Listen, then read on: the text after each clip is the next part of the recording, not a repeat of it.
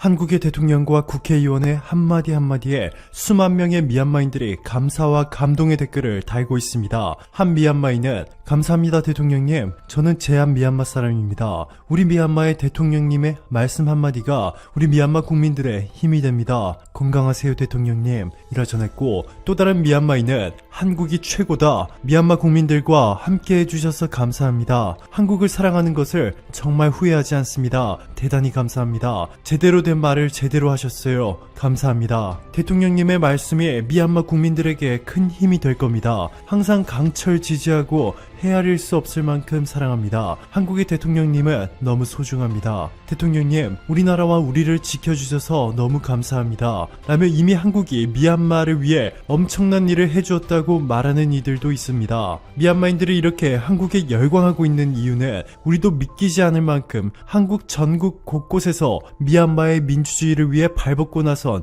초유의 상황이 현실이 됐기 때문입니다. 이 때문에 한국을 벤치마크하고 있는 수많은 국가들도 미얀마 군부를 규탄하기 시작했는데요. 공주시는 시청 1층 로비에서 미얀마 민주회복을 위한 순회 사진전을 개최했고, 전라북도는 미얀마 군부 쿠데타로 신음하는 미얀마인들을 실제로 돕기 위해 두 팔을 걷었습니다. 전북도는 민주주의 회복을 위해 투쟁하는 미얀마 국민을 지지하고 도내 미얀마 유학생을 돕자면서 미얀마 사랑 1청원 1티셔츠 구매 운동을 펼치고 있습니다. 장당 1만원가량의 수익금은 전액 미얀마 현지에 송금되어 미얀마 민주주의를 위해 사용될 것으로 전해졌습니다. 서울시도 가만히 있지 않았습니다. 서울시 교육청은 미얀마 민주화 시위를 중심으로 사회 현안을 토론하면서 학생들이 다양성, 인권, 평화, 감수성을 바탕으로 존중과 연대의 세계 시민 의식을 기를 수 있도록 하겠다 라며 서울시 초중고 학생들이 군부 쿠데타에 저항하는 시위대와 민주화 시위에 대해 토론하는 시간을 마련했습니다.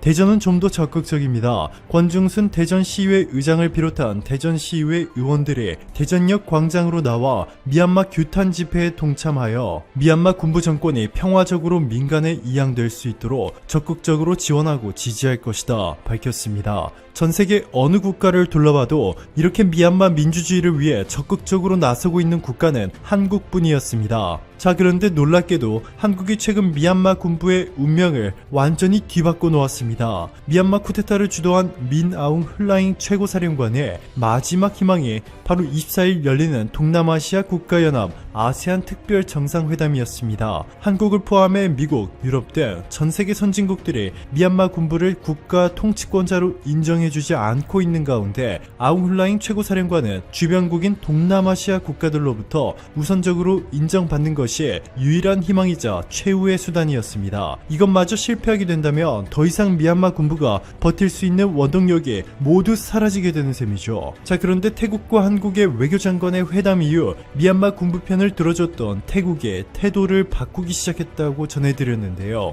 이번에 드디어 결정타를 날리게 됐습니다. 프라윕 짜노차 태국 총리가 미얀마 쿠데타 사태를 논의하기 위한 아세안 특별 정상회의에 참석하지 않겠다는 파격적인 발표를 했습니다. 로이터 통신에 따르면 프라윕 총리는 내각 회의 뒤에 기자들과 만나 자신은 이번 아세안 정상회의에 가지 않을 것이라며 다른 아세안 국가들도 외교부 장관을 보낼 것이다 전했습니다. 이미 미얀마 군부의 적대적인 인도네시아와 싱가포르, 말레이시아, 필리핀 정상들은 아세안 정상회의에서 미얀마 군부를 강력하게 비판할 것이고, 유일한 구원투수라 여겨졌던 태국 총리가 미얀마 군부의 뒤통수를 제대로 친 것이죠. 훌라잉 미얀마 군부 최고사령관은 지난 2월 1일 쿠데타를 일으킨 뒤에 며칠 만에 프라윕 총리에게 친서를 보내고 이해를 구했습니다. 미얀마 군부가 미얀마에서 쿠데타를 일으켰는데 옆나라 태국의 총리에 이해를 구한 황당한 사건이었죠. 그만큼 미얀마 군부는 태국의 영향을 크게 받고 있는 것인데요. 태국이 한국을 만난 뒤 미얀마 군부를 적대시하면서 아웅 흘라잉 총사령관의 미래는 완전히 사라져버렸습니다. 오늘도 감사합니다. 최고로 멋진 하루 보내시길 바랄게요. 막말로 세상에 경우라는 경우는 우리가 다 어기고 살지만은 너하고 나하고는 경우 따져야지. 아베야, 나도 건강이 있다. 네가 이런 식으로 방사능을 유출시키면은 막 그때는 깡패가 되는 거야. 대마도는 무너졌냐? 배타적 경제 수역 내에서 방사능 해결해라. 페페TV. 한국과 일본의 갈등이 고조되고 있는 가운데 북한에서 쏜 미사일이 몇 개인지도 파악 못한 일본은 당황하고 있습니다. 지소미아의 근거에 정보 교환을 했는지란 취재진 질문에 탄도미사일 발사 사안에 관해서는 한국 측과 적절히 제휴하고 있다면서도 세부 사항에 대해서는 코멘트를 피하고 싶다고 말하며 지소미아 종료가 아쉬운 듯한 발언을 해 자국민들로부터 비웃음을 사고 있습니다. 반면 K-팝에 이어 K-무기들까지 한류가 이어지며 대한민국의 국방력은 세계로 뻗어나가고 있습니다. 오늘 이 시간에는 한국과 사우디와의 MOU 체결 과정과 사우디아라비아가 한국산 무기에 관심을 보이고 있는 배경, 중국에서 삼성에게 협업하자고 구애하다 토사구팽 당한 썰까지 팩트 맛집 팩트 폭격기 페페TV에서 팩트로 제대로 털어드리겠습니다. 당신이 구독해야 할 단 하나의 채널 Information Broadcasting 페페TV 팩트 체크. 대한민국의 군장비들이 중동 국가들로부터 관심을 갖게 된 배경을 이해하려면 3개월 전으로 거슬러 올라가야 합니다. 대한민국 정부는 무하마드 빈 살만 사우디아라비아 왕세자 겸 부총리와 약 83억 불 규모의 양해각서 계약 총 10건의 MOU를 체결했습니다. 이 배경에는 사우디가 경제 체질을 바꾸기 위해 추진 중인 비전 2030 개혁안과 밀접하게 관련이 있습니다. 핵심 우방국가인 사우디는 한국의 제1위 원유 공급국으로 중동 국가 중 최대 경제협력 대상국입니다. 대한민국 정부는 빈 살만 왕세자와 건설, 인프라, 에너지 등 전통적 협력을 넘어 ICT, 원전, 친환경 자동차, 중소기업 등 미래 산업 협력을 위한 방안에 대해서도 논의했습니다. 양국이 서명한 MOU는 ICT 분야 협력에 관한 양해각서, 전자정부 협력 양해각서, 문화협력에 관한 양해각서, 자동차 산업 분야 협력에 관한 양해각서, 국방 획득 및 산업 연구 개발 및 기술 협력에 관한 양해각서, 대한민국 한국개발연구원과 사우디아라비아 왕국 전략개발센터 간 연구 협력을 위한 협력각서 등 10개입니다.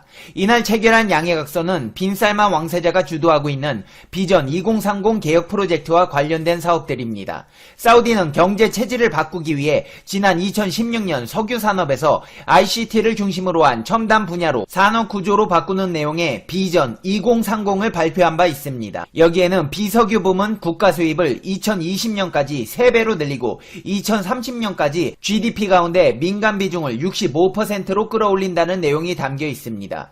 미국의 셰일가스 혁명으로 미국산 원유가 경쟁력이 커진 것도 영향을 미쳤습니다.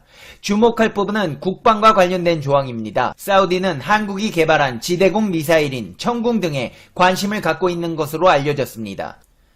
앞서 사우디 왕가는 지난해 9월 터키 이스탄불에서 실종된 워싱턴 포스트 칼럼니스트 자말 카슈크지가 사우디 정보기관 요원들에 의한 소행으로 확인되며 궁지에 몰린 바 있습니다.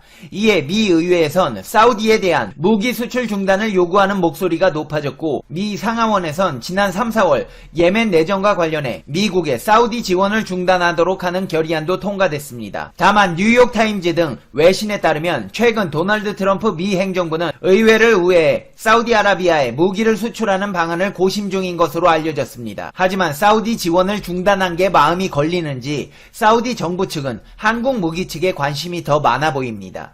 사우디아라비아 실권자 무하마드 빈 살만 왕세자 일행은 지난 6월 대전에 있는 국방과학연구소를 방문해 국산 무기체계의 사우디 수출 기대감을 높였습니다. 정부 소식통에 따르면 빈 살만 왕세자 일행은 국방과학연구소를 방문 주요 현황에 대한 브리핑과 함께 연구소 내부 시설과 K계열 무기 등이 있는 전시실 등을 둘러봤습니다. 국방과학연구소는 왕세자 일행 방문에 맞춰 국산 K2 전차, K21 보병 전투 장갑차, K9 자주포, K30BO 등 K계열 무기와 다연장 로켓인 천무와 천무2 등을 전시했습니다.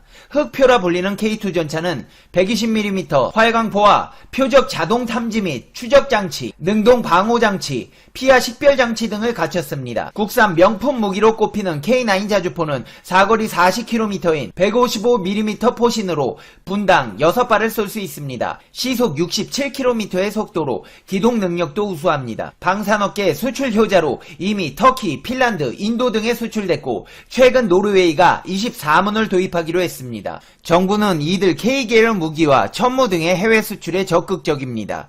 대한민국 정부가 이렇게 중동 국가의 군장비 수출에 열을 올리는 데는 이유가 있습니다. 지난해 사우디는 전 세계에서 가장 많은 무기를 사들였습니다. 무기 수입에 38억 1천만 달러, 약 4조 4,200억 원 상당을 썼습니다. 사우디아라비아는 2014년부터 2018년 5년 동안 미국 보잉사 F-15 전투기와 영국 유로파이터, 타이푼 전투기, 순항미사일과 유도탄 등을 사들였습니다. 고고도 미사일 방어체계와 블랙호크 헬기, 피라냐 장갑차, 아반떼 2200 초계함, AN-132 수송기 등을 도입할 예정입니다.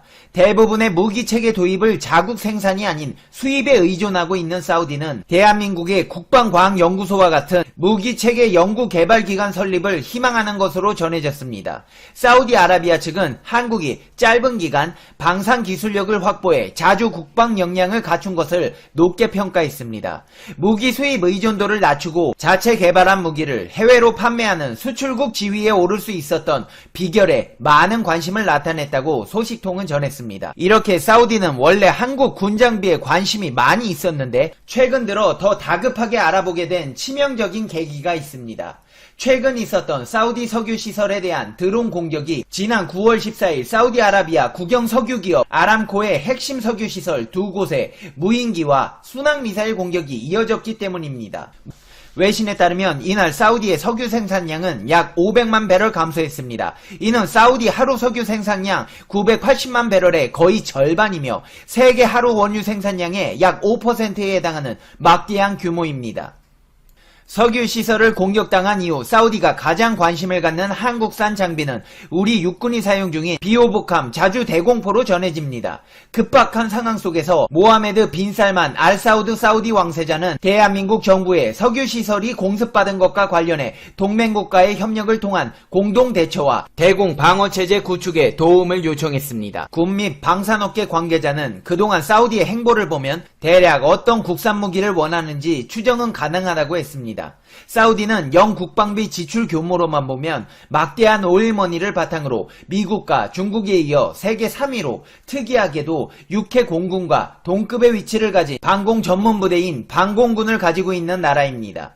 이번 공격에는 무인 비행기인 드론 18기와 순항미사일 8발이 사용된 것으로 알려졌습니다. 사우디 방공군은 탄도미사일 및 중고고도 요격에 특화된 패트리어트 지대공 미사일을 다수 보유하고 있습니다. 하지만 저고도로 날아오는 드론과 순항미사일을 요격할 무기체계들은 대부분 노후돼 이를 대체할 무기가 시급히 필요한 상황입니다. 이 때문에 국산 방공 무기체계에 큰 관심을 가진 것으로 군 및 방산 관계자들은 전하고 있습니다. 지금 당장 사우디에서 필요로 하는